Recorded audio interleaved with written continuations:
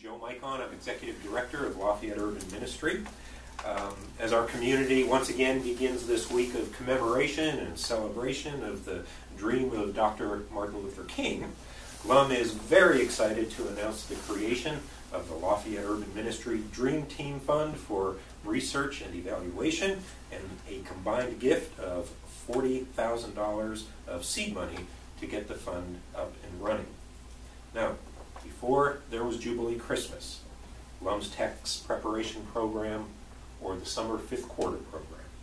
Before there was the new LUM Immigration Clinic, Community Thanksgiving Meal, and Hunger Hike.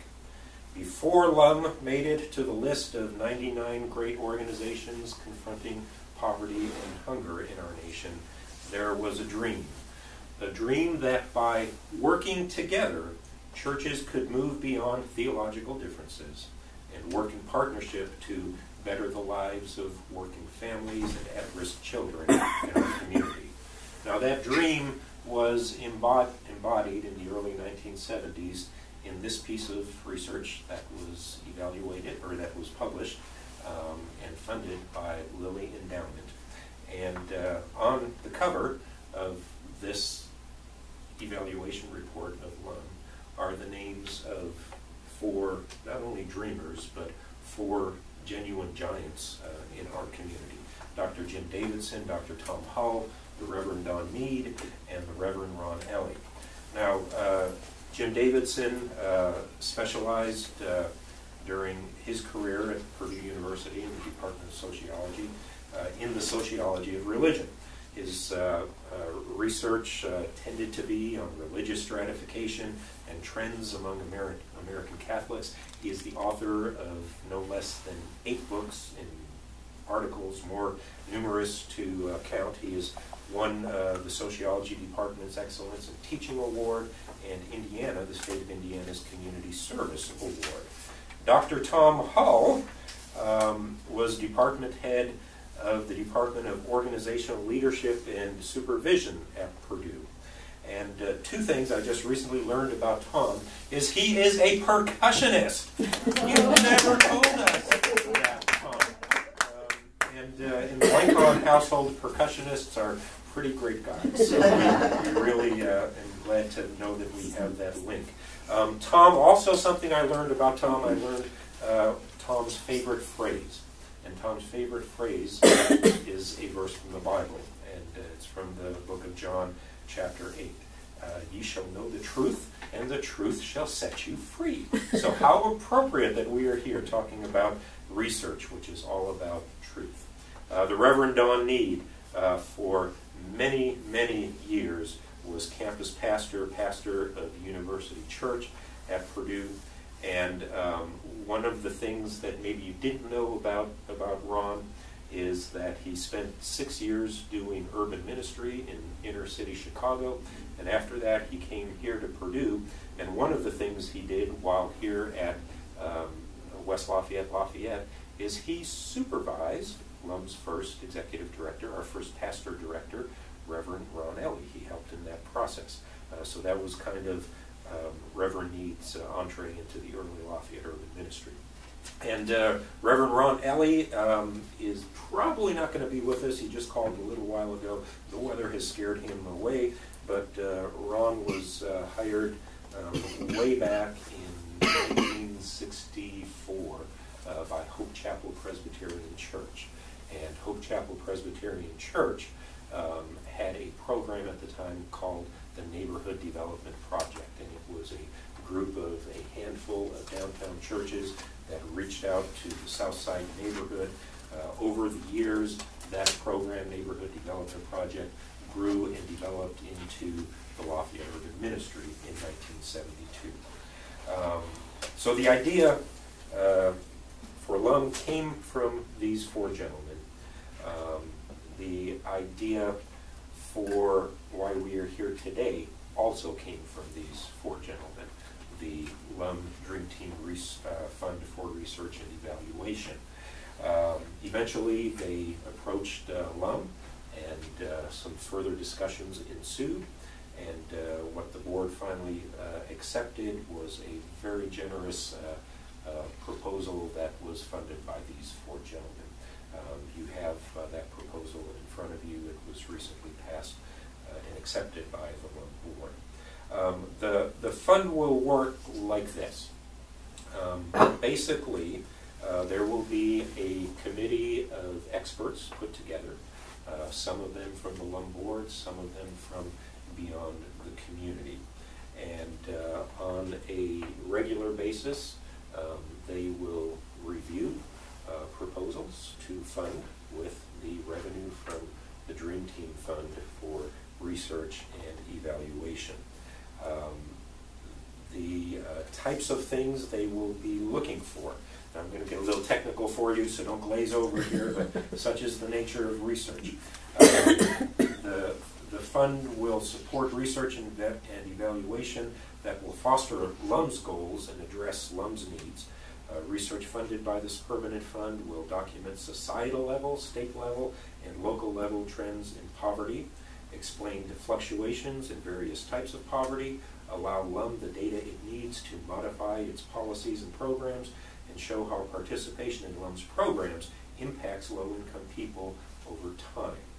The fund will allow LUM to subsidize original studies, secondary analyses, and meta-analyses of societal trends related to the causes and consequences of poverty, the circumstances that foster poverty among individuals in our community and other communities like it, the effects poverty has on Hoosiers and their families, churches' efforts to serve the poor and build a more just and equal society, and the policy and or program implications these analyses have for LUM and its member churches. So as you can see, these gentlemen really did not want to put too strict of binders on what this committee and what LUM will be doing in the future, although on the other hand, they really wanted, as LUM moves forward for our program and what it is that we do here, to have some basis and some grounding in empirical research and evidence. So, I'm going to stop right now. I've talked enough for now, and I'm going to invite Dr. Davidson to come to the podium. And when Jim is done, I just want to say a few words in closing. And for those of you who are here from the media, I'm sure any of these three dreamers would really love to visit with you afterward. So, Dr. Davidson. Thank you, Joe, and thank all of you for coming out on this kind of rough morning. I appreciate it. In the late 1960s and early 1970s, a number of ecumenical urban ministry organizations were started in cities all over this country.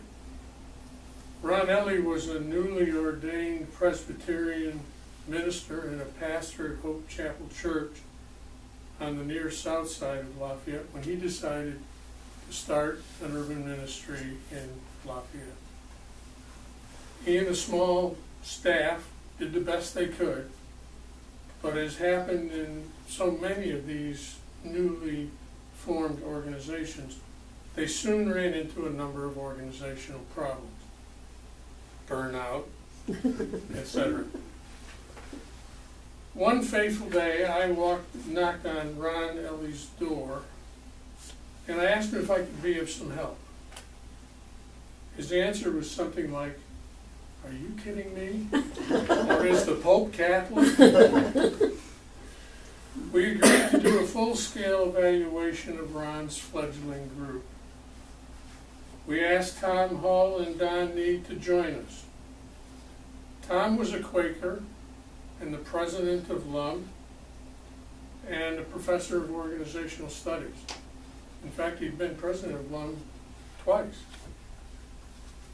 Don was a Presbyterian campus minister at University Church and an advisor to LUM because he had spent 6 years in urban ministry in Chicago, as Joe just said. With a grant from the Lilly Endowment, the four of us developed a model of urban ministry. We evaluated LUM in terms of that model, and we recommended a number of changes, which the board, LUM's board, adopted. The rest is history. That experience taught us many things, and I just want to mention 5 of them. First, contrary to some what some cynics were saying at the time. Many local churches really did want to serve the poor and build a more just society. They just needed to find a way to do that, and LUM offered them one. Second, LUM would have to go beyond the charisma of its founder and build a strong organization. Many other groups failed to do that. But LUM needed some clearly stated policies and practices on issues such as membership, funding, board responsibilities, job descriptions, and administrative succession, meaning finding a successor to Ron at some time. My third point is that social outreach is an area where people of faith tend to agree and can work together no matter which church they belong to. LUM could and should be ecumenical, is what we learned from that. Fourth, LUM should do three things. And at the time, it was really only doing two of them.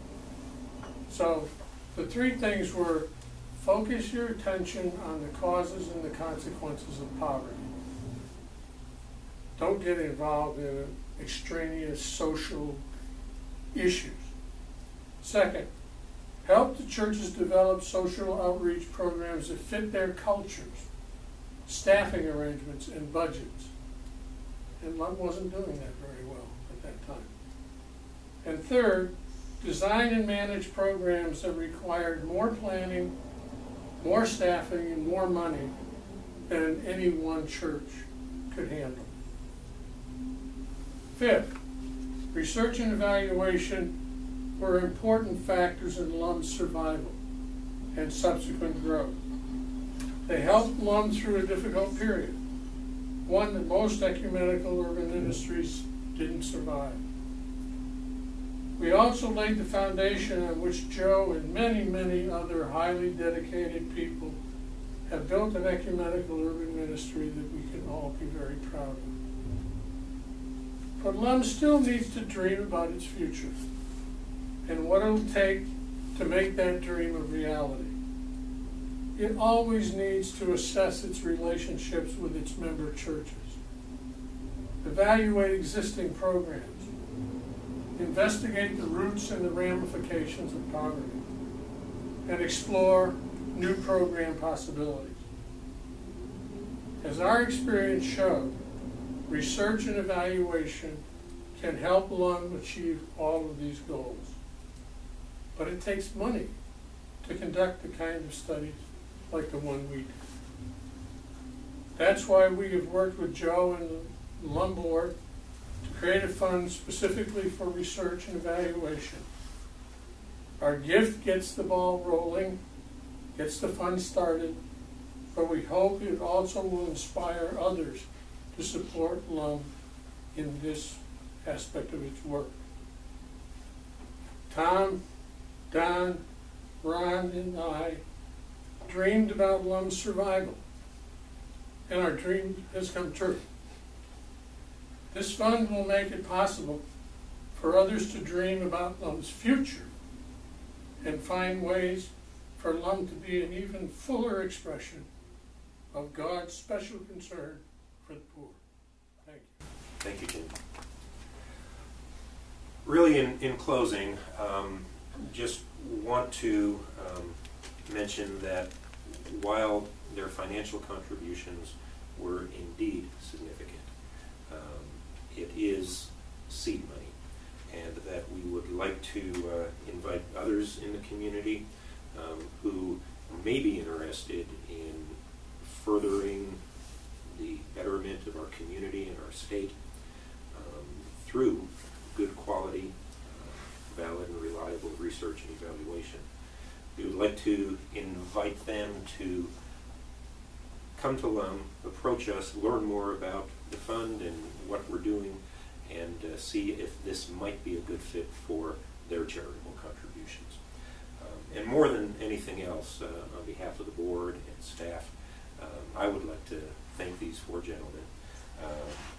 This new initiative will not already further what is a warm and lasting legacy that they have embodied here at LUM.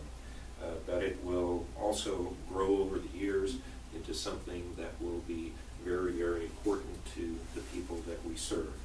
And I know that if my math is adding up correctly, 1976 was, what, 38 years ago. I wish that we could all fast forward 38 years from now to see the type of impact that the seeds that are being planted today will have on bettering the lives of those in our community. So thank you very much for coming. Appreciate it. And these three gentlemen, I'm sure, would be more than happy to visit with you.